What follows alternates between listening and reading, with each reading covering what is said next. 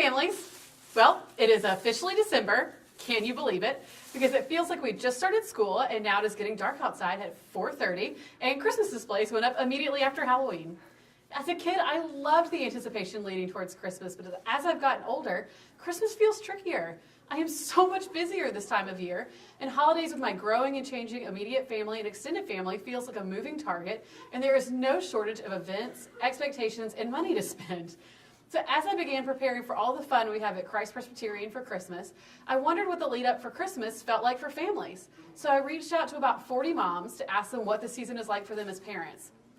So I asked, what is the hardest thing about the holiday season as a parent? And 90% of moms I polled said the hardest part is the unattainable expectations from everywhere. Self, extended family, kids, presents, consumerism, presents, and Pinterest. Multiple moms mentioned they wanted to get rid of Pinterest in this season. And then the second most common response was busyness. Shows, recitals, preschool productions, church events, office parties, neighborhood parties, decorating, shopping, cooking, and all of this before quality time with family and friends even begins. One of the moms I polled said, the pace of the season, it really seems like no matter what I try, we are running at breakneck speed until Christmas morning, which makes it hard to be present with my kids. And another mom said, it feels like we're running around like crazy, but not even making eye contact with each other or checking in with each other. So what is the dream scenario for this season for you and your family? All moms said intentionality and helping to draw their kids towards Christ. I think observing and engaging in the season of Advent could do that very thing for families. Advent will help create intentionality and anticipation for Christ this season for your family. Advent is the period of 4 Sundays and weeks before Christmas, or sometimes from December 1st to Christmas Day. Advent means coming in Latin. This is the coming of Jesus into the world, as well as the return of Jesus at the second coming.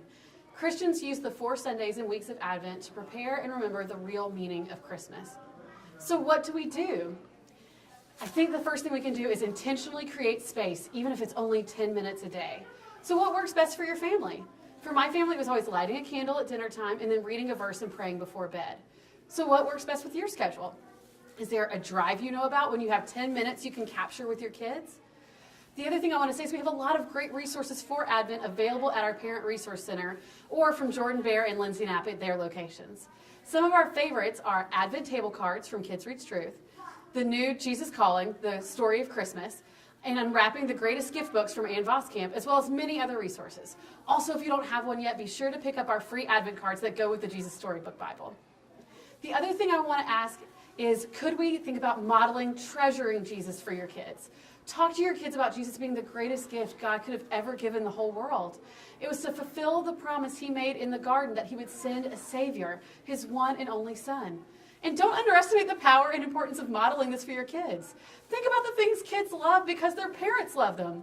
I loved Auburn football far before I became an alumni, and it's because my parents watched games with me as a child. I loved loving what they loved. The other thing I would say is, how can we help them anticipate this season? So I love being a little part of other people's families during the holidays. My family's in Alabama, so I love my little Christmas traditions I have building with my friends' kiddos. One activity my best friend and I do every year with our 4-year-old bestie Rachel is build a paper chain.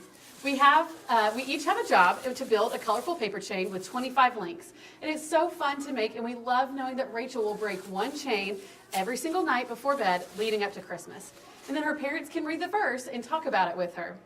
Rachel's only 4 and looks forward to this chain every single year. It builds in the expectation and anticipation of the morning for Christmas in their house, and we have the same opportunity for you and your family at the Resource Center.